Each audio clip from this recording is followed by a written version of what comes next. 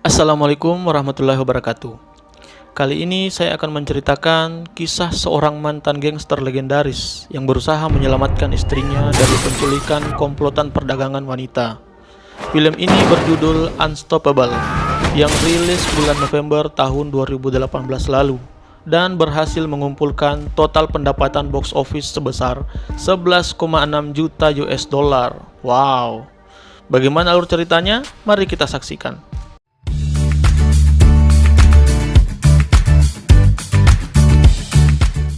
Scene film berawal di sebuah pasar ikan segar. Dongchul dan sahabatnya Chun-sik yang berprofesi sebagai penyuplai ikan ke pedagang tampak mengantarkan pesanan ke pedagang di pasar tersebut. Kemudian terjadi insiden sekelompok perwakilan serikat pedagang menagih biaya pemeliharaan kepada seorang pedagang yang menunggak pembayarannya. Bahkan si ketua serikat, katakanlah namanya Ketua Jun, terlihat mendorong dan menyuruh si pedagang untuk pergi jika tidak membayar. Chun-sik lantas menggerutu karena serikat pedagang tersebut juga belum membayar upah mereka. Tak lama berselang, Ketua Park yang seorang pemilik kapal menghubungi Dongchul untuk bertemu di suatu tempat. Rupanya beliau menawarkan investasi kepiting raja kepada Dongchul. Setelah melihat kepiting yang akan diinvestasikan, Dongchul dan temannya pun tertarik untuk berinvestasi. Scene kemudian berpindah ke sebuah panti jompo dan juga warung makan, di mana istri Dongchul yaitu Jisoo bekerja di kedua tempat tersebut demi mendapatkan uang yang lebih. Saking sibuknya, Jisoo baru bisa makan malam di dalam mobil ketika pulang bersama sang suami. Di momen tersebut pula, Dongchul menceritakan tentang investasi kepiting raja. Namun, Jisoo langsung memperingatkan kepada sang suami agar tidak melakukan hal tersebut karena mereka sudah beberapa kali ditipu sebelumnya. Di tempat yang lain, geng penculik yang juga berprofesi sebagai pemilik perusahaan peminjaman uang membobol rumah dan menyiksa seorang lelaki tua yang tidak bisa membayar utangnya. Bahkan, lelaki tersebut sudah direncanakan akan dibunuh agar mereka dapat mendapatkan uang asuransi dari pinjaman si bapak. Tidak lama berselang, anak gadis bapak tersebut datang. Melihat kecantikan si anak, Bos Gi pun tertarik dan membawa gadis tersebut sebagai tebusan utang si bapak. Dalam perjalanan pulang, ketika lampu merah, mobil komplotan tersebut tidak sengaja menabrak mobil Dongchul dari belakang. Dongchul pun turun dan memeriksa kondisi mobilnya, lalu mengajak sopir komplotan turun dan membuat laporan kecelakaan. Sopir Bos Gi, katakanlah namanya Edi, mengajak segera berdamai dengan memberikan kartu nama dan bahkan melemparkan sejumlah uang kepada Dongchul karena tidak menggubris ajakan damainya. Melihat kejadian tersebut, Jisoo langsung tidak terima dan turun dari mobil kemudian memarahi si sopir. Melihat Jisoo yang sedang emosi, Bos Gi langsung tertarik dengan kecantikannya.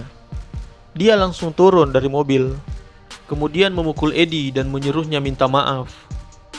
Keesokan harinya, Dongchul mendatangi kantor serikat pedagang untuk meminta bayaran upahnya yang selama ini belum dibayar. Dengan berat hati, Ketua Jun memberikan uang kepada Dongchul, namun uang yang diberikan hanya sedikit. Scene kemudian berpindah ke sebuah toko swalayan, di mana Chun-sik sedang berkeluh kesah kepada Dongchul mengenai kondisi keuangannya dan investasi kepiting raja.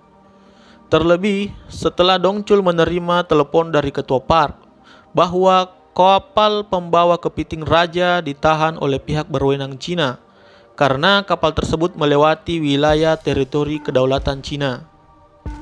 Di tempat yang berbeda, Jisoo sedang berdiskusi dengan seorang pengacara di kantor pengacara tersebut, membahas tentang permasalahan biaya sewa apartemen mereka. Si pengacara lantas memberikan salah satu opsi terbaik jika Jisoo dan suami tidak bisa membayar biaya sewa apartemen mereka. Sementara itu, di seberang jalan, anak buah Bos Gi sedang mengintai Jisoo. Ketika Jisoo dan Dongchul bertemu di sebuah restoran, Jisoo mengungkapkan hasil pembicaraannya dengan pengacara tersebut, bahwa opsi terbaik untuk mempertahankan apartemen mereka yaitu mereka harus bercerai. Dongchul pun sontak menolak saran si pengacara dan mengatakan bahwa ia telah melakukan investasi ke Piting Raja. Mendengar uang investasi tersebut dari hasil pinjaman dan total nilainya yang sebesar $100.000, Jisoo pun kaget. Bahkan, Jisoo langsung pulang ke rumah menggunakan taksi saat Dongchul menyiapkan kue ulang tahun Jisoo. Saat Jisoo tiba di apartemennya, dia merasa bersalah dan mengirimkan pesan singkat agar sang suami segera pulang. Di tengah derasnya hujan, komplotan penculik mulai melancarkan aksinya. Satu tim bertugas untuk memperlambat perjalanan pulang Dongchul, dan tim lainnya yang dikomandoi langsung oleh Bos Gi menculik Jisoo di apartemennya. Setibanya Dongchul di apartemen, dia melihat kondisi kamar yang berantakan dan langsung keluar mencari istrinya. Keesokan harinya, Dongchul langsung melapor ke kantor polisi, dan dia diperlihatkan hasil rekaman CCTV saat kejadian. Namun gambarnya tidak jelas karena kondisi gelap dan sedang turun hujan deras. Saat keluar dari kantor polisi, Dongchul menerima telepon dari Bos Gi. Bos Gi mengatakan akan membunuh Jisoo jika dia ke kantor polisi lagi. Kemudian mereka janjian untuk bertemu di sebuah restoran. Setelah cukup lama menunggu, Dongchul menerima panggilan telepon dari Bos Gi. Dia diberitahukan untuk menjual istrinya dengan imbalan uang sebanyak 1 tas yang ada di depannya. Tak terima hal tersebut, Dongchul langsung membawa uang tersebut ke kantor polisi. Melihat motif pelaku, polisi berasumsi bahwa kasus ini merupakan kasus perdagangan manusia. Tanpa pantang menyerah, Dongchul datang lagi ke kantor polisi keesokan harinya untuk menanyakan perkembangan kasus istrinya. Namun ia mendapati respon yang pesimistis dari penjelasan polisi. Dia juga sempat melihat cukup banyak tempelan info wanita yang hilang. Merasa kinerja kepolisian yang sangat lambat, Dongchul berinisiatif untuk melakukan penyelidikan sendiri. Karena butuh dana, dia pergi lagi ke kantor serikat pedagang untuk meminta sisa upah yang belum dibayarkan. Namun, dia malah diusir oleh Ketua Jun, sehingga terjadilah pertengkaran dengan para anggota serikat, yang pada akhirnya Ketua Jun pun harus rela memberikan sisa upah Dongchul karena semua anak buahnya telah dikalahkan. Selepas dari kantor serikat, Dongchul dan Chun-sik mendatangi seorang detektif swasta untuk membantu mencari istrinya. Sebut saja nama detektif tersebut adalah Mr. Beer. Mendengar penjelasan Chun-sik, Mr. Beer berpendapat bahwa kasus istrinya bukan penculikan, tapi perdagangan manusia, dan cukup banyak yang datang kepadanya dengan kasus serupa. Dengan perasaan kesal, Dongchul berniat meninggalkan tempat tersebut, namun Chun-sik meyakinkannya untuk menggunakan jasa Mr. Beer karena dia adalah salah satu yang terbaik di bidangnya. Mr. Beer langsung melaksanakan tugasnya. Berbekal hasil rekaman CCTV pemilik mobil yang diduga pembawa tas berisi uang di restoran sebelumnya, dia lantas mencari tahu mengenai identitas pemilik kendaraan tersebut. Hasilnya, mereka mendapatkan data atas nama Chu Man-sik dan mereka pun segera mendatangi rumahnya. Hasil interogasi dengan Chu Man-sik, ternyata dia telah menjual nomor polisi mobilnya ke bandar judi karena ketagihan berjudi di tempat si bandar. Setelah itu, mereka kemudian mendatangi tempat perjudian Chu Man-sik dan bertanya ke bandar siapa pembeli nomor polisi Chu Man-sik. Bandar pun mencurigai Dongchul dan kawan-kawan adalah seorang detektif dan memanggil anggotanya untuk mengepung Dongchul dan kawan-kawan. Sehingga terjadilah perkelahian di mana Dongchul berhasil menghajar mereka satu persatu, yang membuat si bandar mau tidak mau harus memberikan informasi yang dibutuhkan oleh Dongchul. Malam harinya, Dongchul mengunjungi klub malam sesuai alamat kartu nama yang diberikan oleh si bandar. Namun ternyata kartu nama tersebut sudah lama dan sudah berganti pemilik usaha. Saat akan pulang, Dongchul melihat seorang pria menurunkan gadis-gadis cantik dari mobil.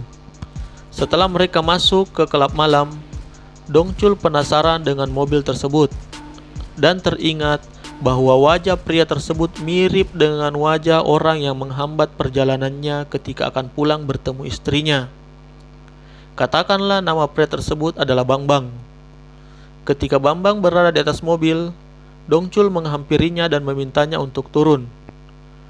Bambang malah mengunci pintu dan langsung kabur. Tak lama kemudian, Dongcul menerima telepon dari kantor polisi yang mengabarkan kalau mereka menemukan jasad wanita yang ciri-cirinya mirip Jisoo. Setelah melihat foto wanita tersebut, ternyata bukanlah si Jisoo. Rekan si detektif polisi mengatakan bahwa jasad yang ditemukan adalah Lee Yun-jong, wanita yang dilaporkan hilang 2 tahun yang lalu. Berdasarkan hasil penyelidikan Mr. Beer, diketahui bahwa suami Lee Yun-jong menyerahkan diri tidak lama setelah istrinya ditemukan karena merasa bersalah telah menjual istrinya ke komplotan Bos Gi. Setelah berbincang dengan suami korban, mereka diberi klip hasil investigasi si suami agar mereka mendapatkan lebih banyak petunjuk dalam mencari Jisoo. Tak lama berselang, si suami melakukan aksi bunuh diri dengan lompat dari atas gedung. Pada scene berikutnya, Dongcul mengunjungi kantor pembiayaan dari kartu nama yang terdapat di klip suami Lee Yun-jong, dan ternyata sama dengan yang diberikan kepadanya oleh sopir yang menabrak mobilnya. Katakanlah nomor sopir tersebut adalah Eddie. Si Eddie pun ditarik keluar dari ruangannya, kemudian dibawa ke tempat Mr. Beer untuk diinterogasi. Bos Gi melihat kejadian tersebut melalui rekaman CCTV, kemudian melakukan panggilan video dengan Dongcul. Bos Gi memperlihatkan kondisi Jisoo yang tengah terikat tali dan menyuruh Dongcul untuk membunuh Eddie. Dongcul pun terpaksa mencekik leher Eddie dengan tali karena melihat Jisoo disiksa oleh Bos Gi dikarenakan Dongcul tidak menuruti perintah Bos Gi. Setelah melihat Eddie meninggal, Bos Gi menyuruh Dongcul mengembalikan uangnya jika ingin Jisoo dibebaskan. Setelah panggilan berakhir, Dongcul menyadarkan Eddie yang hanya dibuat pingsan dan meminta keterangan darinya. Setelah itu, mereka mulai merencanakan untuk mencuri kembali uang Bos Gi yang ada di kantor polisi. Scene berpindah ke kantor polisi. Mr. Beer dan Chung-sik yang menyamar menjadi seorang jaksa mendatangi kantor polisi untuk memeriksa barang bukti kasus Jisoo. Namun, rencana mereka tidak berjalan lancar. Polisi mulai mencurigai akan gerak-gerik mereka. Mengetahui penyamaran kedua temannya mulai terbongkar, Dongcul berinisiatif meledakkan mobil salah satu detektif polisi untuk mengalihkan perhatian para polisi, dan mereka pun berhasil kabur membawa uang tersebut. Di tempat terpisah, yaitu di tempat persembunyian wanita hasil penculikan, terlihat Bos Gi marah besar dan memukuli anggotanya yang telah menganiaya salah satu wanita yang mencoba melarikan diri. Tak lama berselang, Bos Gi menerima kabar dari Dongcul bahwa mereka berhasil mendapatkan kembali uang tersebut. Bos Gi pun mengajak Dongcul untuk bertemu di tempat persembunyiannya dan menyuruh anggota komplotannya membunuh Dongcul setelah mendapatkan kembali uangnya. Di sisi lain, Dongcul juga mengabari polisi mengenai lokasi pertemuan mereka. Melihat kondisi yang sepi, Jisoo dan temannya mencoba untuk melarikan diri melalui jendela. Akan tetapi, hanya Jisoo yang berhasil kabur karena anggota Bos Gi segera datang. Jisoo langsung menumpang ke sebuah taksi yang melintas di daerah tersebut dan meminta segera diantar ke kantor polisi. Ketika hampir sampai, terjadi kemacetan, sehingga Jisoo berinisiatif keluar dari taksi dan berlari menuju kantor polisi. Namun, di persimpangan jalan depan kantor polisi, Bos Gi langsung datang dan memasukkan Jisoo ke dalam mobil dan membawanya pulang ke tempat persembunyian.